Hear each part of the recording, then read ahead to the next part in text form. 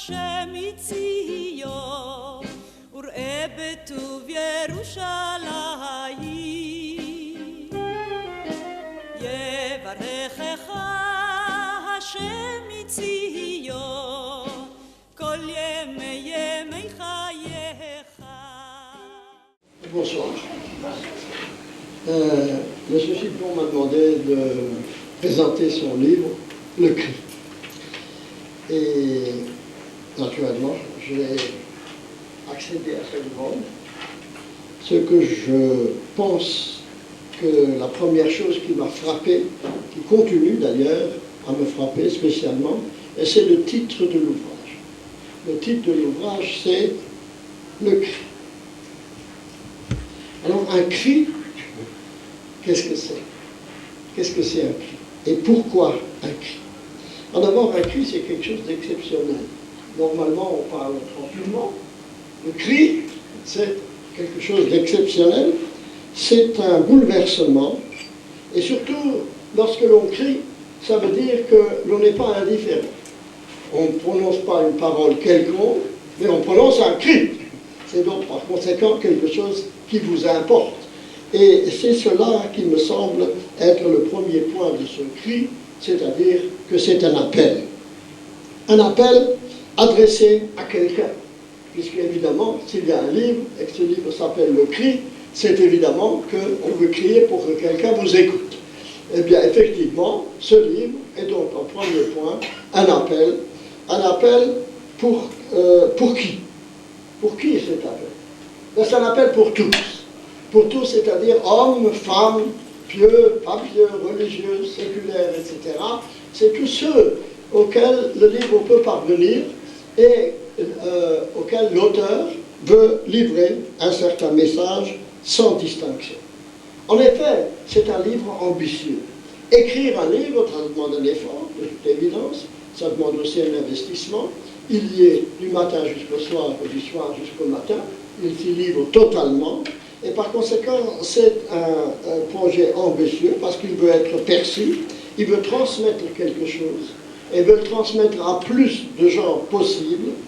Et c'est quelque chose qui a bouleversé sa vie.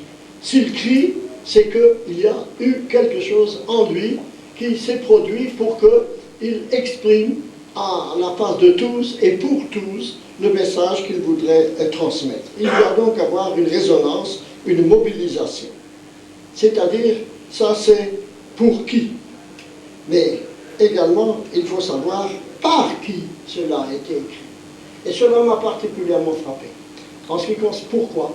Parce qu'il s'agit d'un livre qui commente un certain nombre de parchiotes de la Torah, un certain nombre d'événements de la Torah, dans l'essentiel pris dans le livre de Bereshit, mais pas seulement, dans l'ensemble des 5 livres. Ce sont des événements ou des parties d'événements qui l'ont frappé et qu'il essaye de commenter. Et qui est cet homme qui a écrit? Eh bien, ce qu'il est, excusez-moi, c'est un simple fidèle. C'est un simple fidèle, c'est-à-dire, c'est un homme du peuple, comme vous et moi. Je veux dire par là, ce n'est pas un rabbin. Mais il a eu une prise de conscience de la situation. Et ce qui me frappe précisément, c'est que ce n'est pas quelqu'un de professionnel. Ce n'est pas quelqu'un qui a l'habitude d'écrire. C'est quelqu'un qui s'y est mis.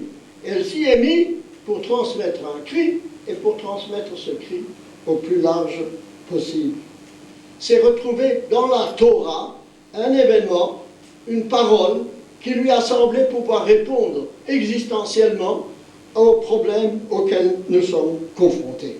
Et dans ce sens, je rappellerai ce que dit Merleau-Ponty. Il dit la chose, un philosophe français, pas juif, qui dit la chose suivante, qui m'a frappé dans le temps: la religion fait partie de la culture, non comme un dogme, ni même comme une croyance, mais comme un cri.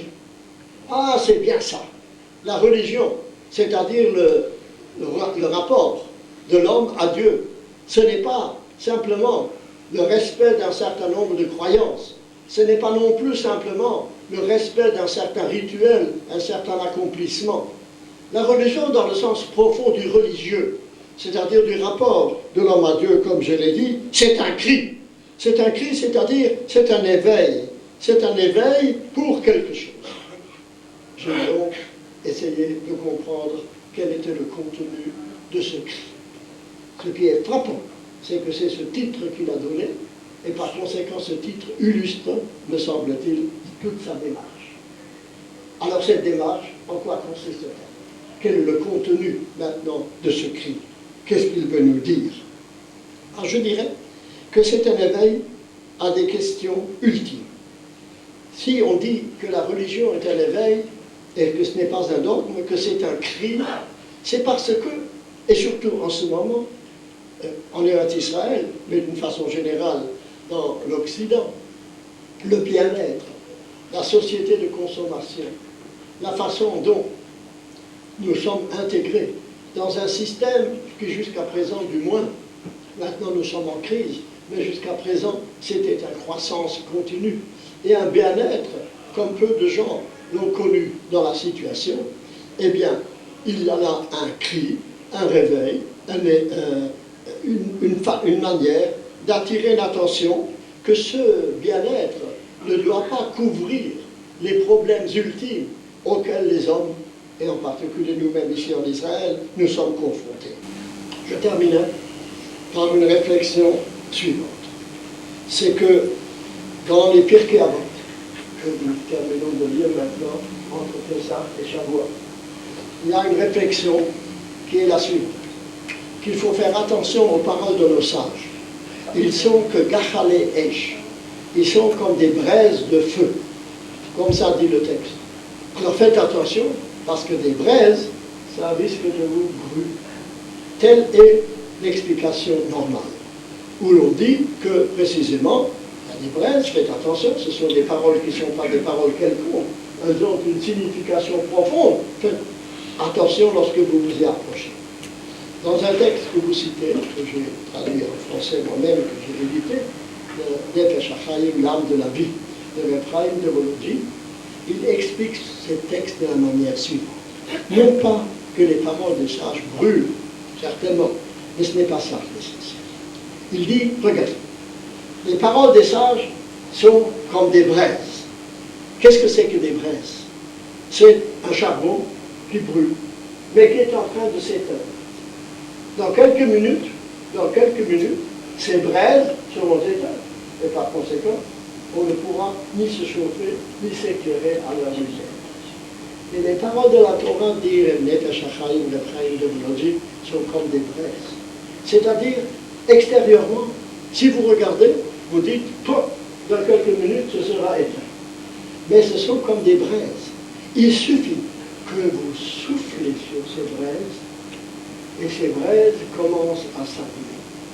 Il y en a qui ont le souffle court. Et alors, les braises ne s'allumeront pas. Mais il y en a, et ça dépend de la force et de la vigueur de celui qui souffle. Celui qui a du souffle. Et celui qui sait interroger ces braises. Il souffle sur ces braises, et tout à coup, ce qui semblait être de la fumée devient un feu qui luit et qui réchauffe. André, M. Sidon, vous avez fait cela. Pour vous, les paroles de la Torah sont comme ces braises. Et vous, vous avez eu ce souffle, inspiré uniquement par votre curiosité, par votre simplicité, de vouloir précisément donner ainsi à ceux qui sont susceptibles de vous lire et de vous écouter la force de ce souffle. Je vous souhaite de continuer à avoir ce souffle, de ne pas craindre ni les critiques, ni les objections, ni les difficultés. Et vous en avez eu des difficultés pour la traduction du livre, et il y en aura sûrement encore. Mais vous avez du souffle. Continuez, soufflez dessus, cette braise, et je suis sûr que si le souffle continue à être comme il a été maintenant, nul doute qu'il touchera des cœurs et réchauffera des consciences. Merci.